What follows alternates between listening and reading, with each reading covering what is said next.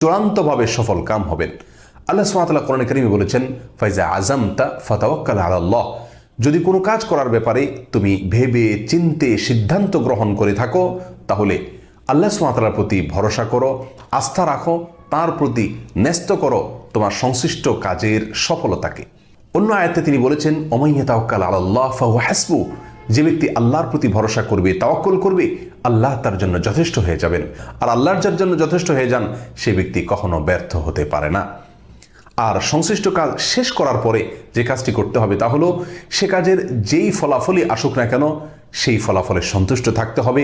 আল্লাহর ফয়সালায়, আল্লাহর সিদ্ধান্তে, আল্লাহর কাজার উপরে সম্পূর্ণরূপে যখন বান্দা রাজি থাকবে, সন্তুষ্ট থাকবে, আল্লাহ সুবহানাহু ওয়া তাআলা তাকে ওই কাজের উত্তম থেকে উত্তম পরিণাম দেখাবেন এবং সে দেখতে পাবে কিভাবে সে সৌভাগ্য অর্জন করছে।